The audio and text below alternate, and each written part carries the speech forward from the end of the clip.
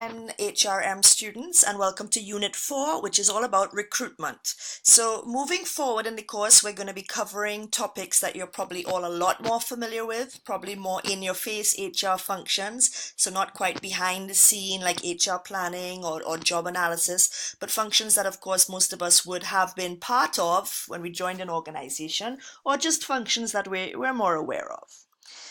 All right, so what are we actually going to do in this class or this lecture? We're going to cover quite a few things. So let's start with the first. We're going to look at the difference between recruitment and selection. Now, these terms are often used interchangeably. That's wrong. They are two completely different functions. Yes, they go together hand in hand, but they're very distinct in what they're trying to do. We're going to look at the different sources of recruitment, how we can make recruitment more effective, the advantages and disadvantages of externally recruiting, so recruiting from outside the organization compared with recruiting from within the organization, so perhaps promoting people who are already there and transferring them into new positions. How can we do this fairly? So methods for recruiting internally. And then of course, we're going to look at what makes vacancy ads effective. So I hope all of you are well aware that this is your second assessment of vacancy ad analysis. So as per the little reminders, if you have a few vacancy ads, it will make that part of the lecture a little bit more interactive in terms of you'll have actually something to look at. But of course, you can view this anytime you get them. So that second assessment vacancy ad analysis is due at the end of week 10. And after this class, you'll have everything you need to do that. And in fact, you'll also have everything you need to finish your third individual assignment, which is the management articles. Right, so of course, we always have to start with the definition and a clear understanding. What is recruitment? So, that was very fancy. Recruiting is the HR function concerned with locating and encouraging potential applicants to apply for existing or future job openings. So let's do that again. Recruitment, we know it's an HR function and it's concerned with how we locate and encourage potential applicants to apply for a vacant position. So it's not hiring. We ain't hire nobody yet. We ain't select anybody yet. All we're doing is trying to attract people to apply to our vacant positions. So this has to start with us getting the information out there that we have a vacant position and doing it in such a way that encourages people to apply. Okay? So how does this compare with selection? Selection, of course, another HR function, is how we select or choose the best possible candidate for a position. So this is when they've already been recruited, as in we've already got people to apply for the position, then we do the selection. So first recruitment, then selection. They are two very distinct functions. So think about yourselves for a minute. I know most of you are working or have worked. How were you recruited? Were you recruited, in fact? What do you remember about the recruitment process? Did there even appear to actually be a recruitment process? So did you see an ad and apply for it? If that was the case, then you were recruited. Did you hear that they were looking for people and then you went there? How did you hear about it? Was it that someone told you? Was it a referral by someone else? Did you see a poster up saying that they're looking for people? You know, there are a number of different ways that you find out about a job and then apply for it. I think the third question is really quite clear and quite critical, that we want to ensure that there is a recruitment process, because of course the more people or the more pool of potential employees who have the skills and I'm going to use the term KSAs just to go back a little bit, knowledge, skills and abilities. The more people who have the knowledge, skills and abilities that we want, the better our choice. So I don't want 3 people to apply for a position. I want 30 people to apply. I'm going to have a much wider pool and a better choice of candidate. Okay? So we want to ensure that the recruitment process is crystal clear so that we can get as many qualified people applying for positions. Qualified meaning whatever the KSAs or qualifications, etc. that you ask for. So recruiting, of course, can be done internally or externally, or even a combination. So if I do not have the skill set inside my organization, I need to look externally for it. Of course, if there's a chance that I have that skill set that I need internally, then of course my recruitment can be internal. Or of course it could be a combination. So some positions may be filled internally, some may be external. Now, it's really not a question about if people will come from external. Everybody comes from external at one point. It's just at what level do they come in? So is it a kind of organization where people come in at the entry level and are moved up and are promoted up? So therefore it's external to begin with and then internal. So perhaps you could look at that very much in like the police service, or maybe even in some of the ministries where you can work your way up. Or is it an organization where people can just enter at a senior level from the external, labor force, etc.? Okay. So external, we've talked about internal, and there's also another thing that happens quite a lot in Trinidad, and that's a secondment, especially if you work in the ministries, or even with, in any of the ministries. So you may be working Ministry of Agriculture, and you're seconded to go and work at Ministry of Public Admin. I'm not sure what any have called these days. So is that external or internal? Well, the reality is it's a bit of both, because you all work for the government of Trinidad and Tobago. So in that regards, it's internal. But of course, you are going to be new to the new ministry. So you are coming from the outside. So it's external.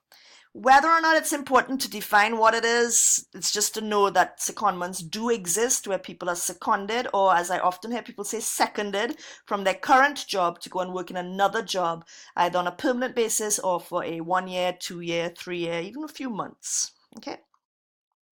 Now, some institutions are going to keep, let me rephrase that. Good institutions, or people who know what they're doing, will keep detailed records and statistics by job on the sources from which their employees are hired. So they may know that 10% of their employees came because of their website ad, 20% came because of the position in the newspapers, 5% was an employee referral. Why is it important to keep that information?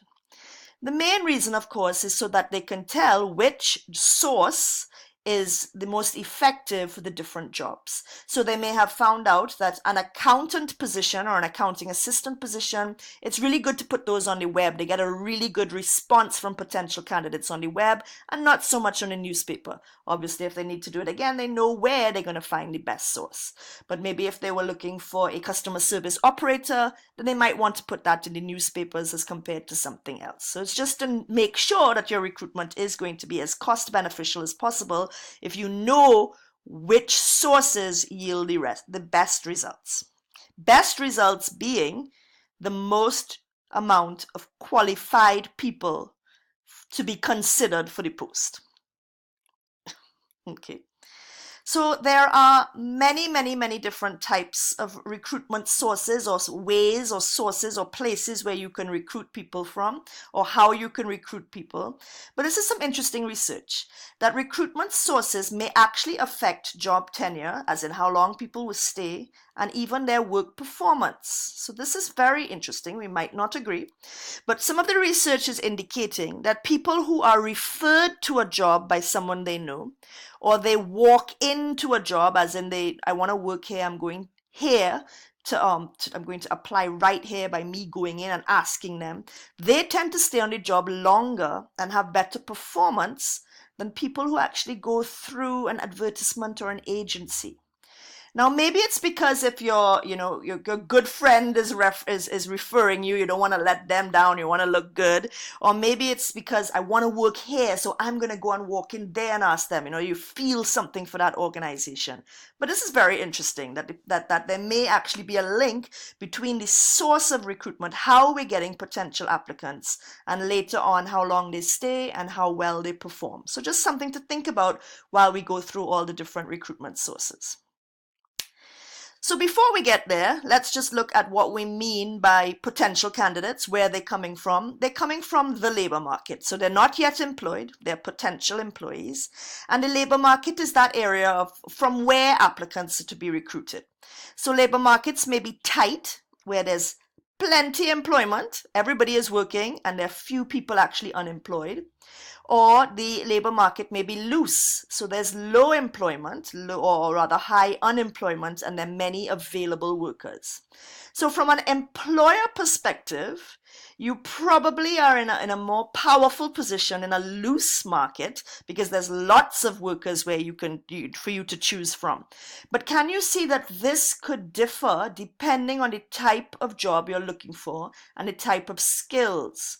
So let's say I'm looking for a really specific position like a hospital medical planner, whatever that is, right? And they hardly have any of those in Trinidad. I'm pulling from a tight labor market. But if I'm perhaps looking for an admin assistant, I could maybe say I'm pulling from a loose market because there's lots of possible people who could fill that position. So as a recruiter, you need to be aware of what type of labor market exists for that position and the skill set you need, because that will dictate basically how you move and possibly even how much you have to compensate. Okay, so as I just said, perhaps an admin assistant, perhaps an accounts position, that there are lots of available workers to do those jobs. And then again, something more specific would be a tight labor market. So what should we look at? What might make the difference? As I said, the skills and knowledge required for a job. If I'm looking for really specific skills, that might be difficult to find. The level of compensation for a job. If I'm offering a massive salary, I'm sure that I might all of a sudden have more people to choose from compared to if I'm offering a very low salary. The next two may be irrelevant to Trinidad or not, but let's say I live in Grand Rivere after Toco, Grand Rivere. If I'm opening, let's say, a small bed and breakfast there, I'm sure there are a lot of people in the area or the vicinity that would want to work there because there's not much work up there like that. So that also has a different spin on things. No one seems to mind coming into Port of Spain, even if though they live Moruga, Point Fortin, even Grand Rivere. So how reluctant are people to relocate or commute? Those things also would determine what kind of labor market we're pulling from. Right, so same thing there. All right, so there are many, many external recruitment sources. So let's just look at a few of them. Some are obviously more effective than others, especially for different positions. So that makes sense. If I'm looking to recruit for a CEO, would I use the same recruitment source as if I was looking to fill for a secretary? Probably not, okay? So some would be more effective compared to others, but of course it's based on the position. So vacancy ads, that's a big one. That's what a lot of us still use, whether it be in a newspaper or online or in a magazine. And there appears to be a very clear correlation between how accurately job advertisements are written and how successful the organization is in recruiting. So job advertisements that are very clearly written tend to get people who are exactly what the organization is looking for, compared to really vague ads that don't make the recruitment very successful. Professional journals, so maybe the ACCA journal for accounting or the HERMAT journal or newsletter for the human resource positions. Obviously, no one's going to be reading an engineering magazine unless they're an engineer. Okay, maybe they will, but you admit engineers are definitely more likely to be reading that. So why not put an ad in a professional journal for an engineer? Unsolicited applications and resumes are also interesting. Not everybody applies for a job that has been advertised. Some people actually just send in their CV or their application in. Sometimes it may be customers who actually end up working in an organization because they're so impressed with the customer service. I'm not sure if that happens much in Trinidad, but people do decide, you know what, this is a potential organization, I'm going to send my resume in. And this is a huge source of potential employees for organizations and should not be discredited. Internet website recruiting, we're going to talk about this a little bit more later. Is this done here? Of course it is. It's definitely the way of the future. Employee referrals. Can an employee say to a friend, hey, we're looking for somebody, why you don't apply? Why not? But if I tell my brother to apply, is that all right? Yes, it is. The problem or the nepotism comes in is if you are using the influence of your relationship to get that person a job. But we ain't there yet because this is just recruitment, just getting people to apply. Of course, we also have executive search firms like Hollick Raj Kumar and Consultants, or AGs, and we'll talk about those in the next PowerPoint.